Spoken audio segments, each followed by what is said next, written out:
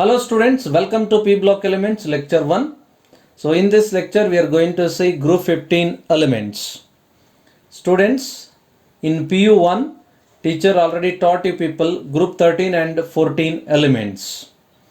So in PU2 you people are going to learn group 15, group 16, group 17 and group 18 elements related to P block. In this lecture, let us learn group 15 elements, that is nitrogen family. Group 15 starts with nitrogen, followed by phosphorus, arsenic, antimony and bismuth. Occurrence. Nitrogen is most abundant element present in the atmosphere. Nearly 78% by volume occupied by the nitrogen, and 21% is occupied by the oxygen, and remaining 1% by other gases. Along with the atmospheric gas, nitrogen is also present in the form of salts like potassium nitrate and sodium nitrate. Potassium nitrate is called Indian saltpeter, whereas sodium nitrate is called as chili saltpeter. In atmosphere, nitrogen is present in free state, whereas in the case of potassium nitrate and sodium nitrate, it is present in the form of combined state. Now let us see phosphorus. Phosphorus mainly present in a ore that belongs to apatite family. For example, fluorapatite. Along with that, it also present in eggs and bones. Arsenic and antimony, they mainly present in the form of sulfide and oxide ores. Bismuth present in the form of oxide as well as its sulfide ore, bismuth sulfide and bismuth oxide. Now let us see summary. Nitrogen is present in the atmosphere, and nearly 78% of atmospheric gas by volume contained nitrogen. Along with that, in combined state it is present in nitrate form, that is sodium nitrate and potassium nitrate. Phosphorus mainly occurs in ore of apatite family. For example, general formula of apatite is Ca9PO4 6 times CaX2, where X stands for fluorine, chlorine or hydroxide ions. For example, fluorapatite, that has a formula of Ca9PO4 6 times CaF2. Along with that, it is also present in bones as well as living cells. Bismuth, arsenic, antimony, they are mainly present in oxide and respective sulfide forms. Now let us see oxidation state. Let us understand that with the help of electronic configuration. So in group 15, we have nitrogen, phosphorus, arsenic, antimony and bismuth. These are the symbols of the elements and these are the atomic numbers. Nitrogen 7, phosphorus 15, arsenic 33, antimony 51 and bismuth is 83. So when we write electronic configuration for nitrogen, we can write in this form: 1s2, 2s2, 2p3. In the case of phosphorus, we can write in this form: 1s2, 2s2, 2p6, 3s2, 3p3. In the case of arsenic, we can write 1s2, 2s2, 2p6, 3s2, 3p6, 3d10, 4s2, 4p3. Students, you can see one important point here. In inner shell or penultimate shell, there is a presence of completely filled d orbital, where this d orbital is missing in the case of phosphorus and nitrogen.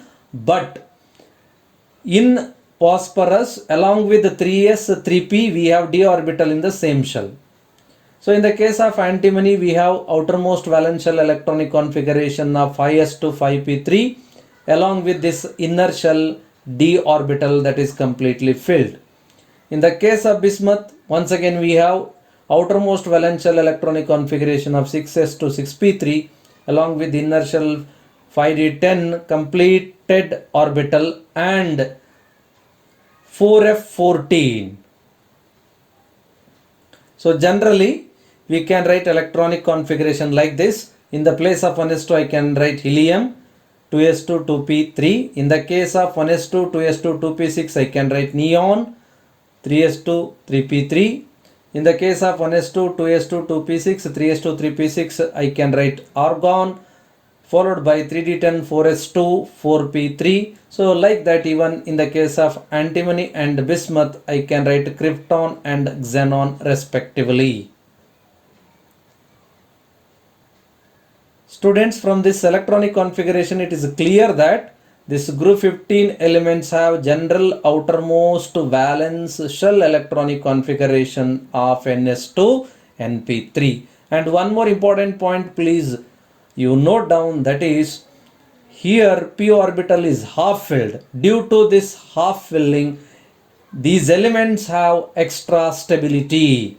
And one more point, removing the electron from this half filled p orbital is difficult. Hence, these elements are going to have higher ionization enthalpy. So characteristic electronic configuration of group 15 elements is ns2np3. This suggests common oxidation states of +3, +5 and -3. So when we get +3, students, when all p3 electrons, these element lose, at that time we are going to get +3. When all 5 electrons, when they lose, we are going to get +5. And when they get 3 electrons to get the complete octet structure, that is 8 electrons in the outermost valence shell, they are going to get -3. Stability of +3 oxidation state increases down the group, and that of +5 oxidation state decreases down the group. So reason for it, already teacher taught in PU1. It is because of a concept called inert fair effect. What does it mean?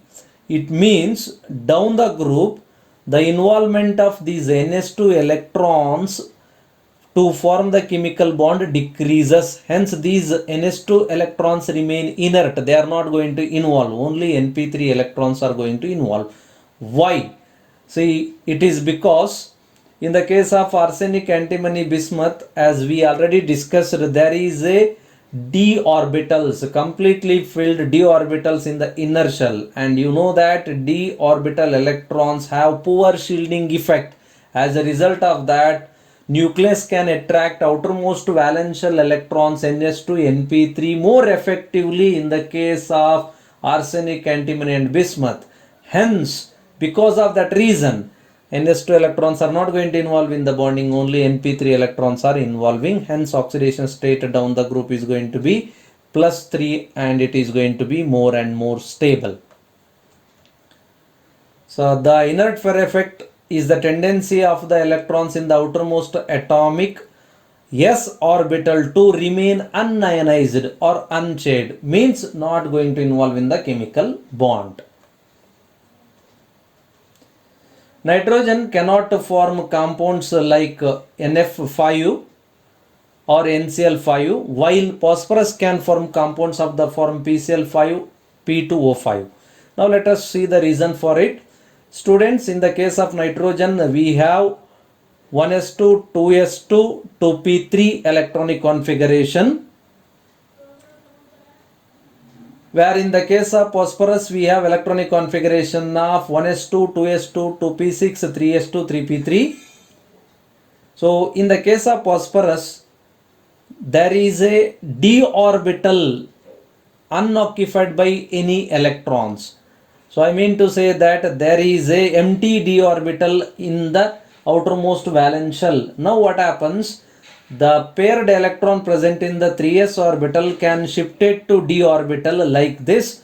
So thereby increasing the covalency of phosphorus. Covalency means number of atomic orbitals available for bonding. So here you can see the total 5 are available for bonding. But this type of increase in the covalency is not possible in the case of nitrogen, because in nitrogen there is no 2d orbital to shift electrons from 2s to 2d. So let us understand this. Students, in the case of nitrogen, there is no 2d orbital. So hence there is no possibility of shifting this electron. So automatically number of atomic orbital available for bonding, they are not going to increase. There is no d orbitals in the nitrogen atoms, hence there is no possibility of excitation. Thus nitrogen does not show pentavalency. Now let us see physical properties. In that one, the first one, atomic size. Down the group, new shells are added, automatically size increases, nuclear charge decreases. So that is what we learnt in PU1. Am I correct? So down the group, what happens, students? Number of shells increase and effective nuclear charge decrease. Automatically there is increase in the size. Let us understand once again this with respect to the values. You can see that there is a increase in the covalent radius from nitrogen to bismuth.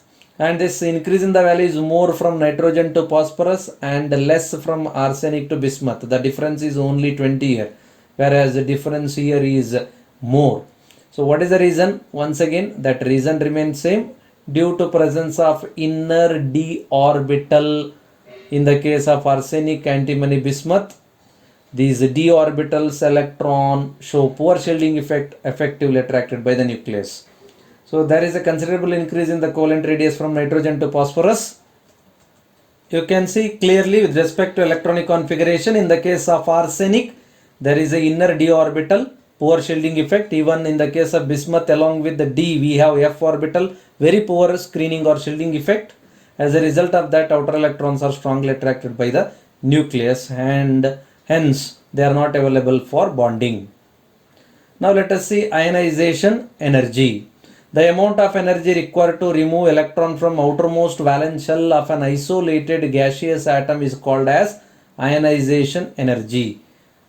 Amount of energy required to remove outermost valence shell electron from isolated gaseous atom is called what? Ionization energy. So due to Ns to Np3 electronic configuration, that is general electronic configuration in group 15 elements, these elements are going to have comparatively higher ionization energy or ionization potential.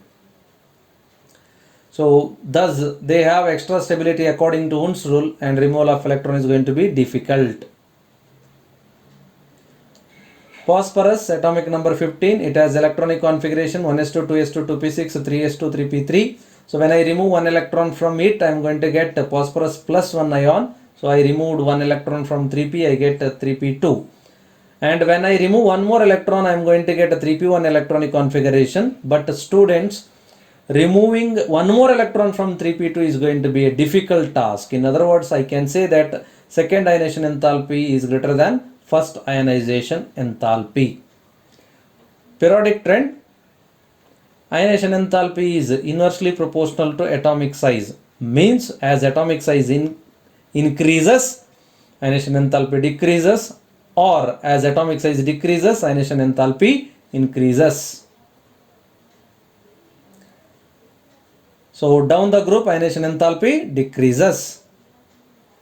Now let us see electronegativity. Electronegativity decreases down the group. And remember, nitrogen is the third most electronegative element present in the periodic table, followed by fluorine and oxygen. And from values, it is clear that down the group, once again, this electronegativity decreases. So what is the periodic trend, students? Down the group, electronegativity decreases due to increase in metallic character.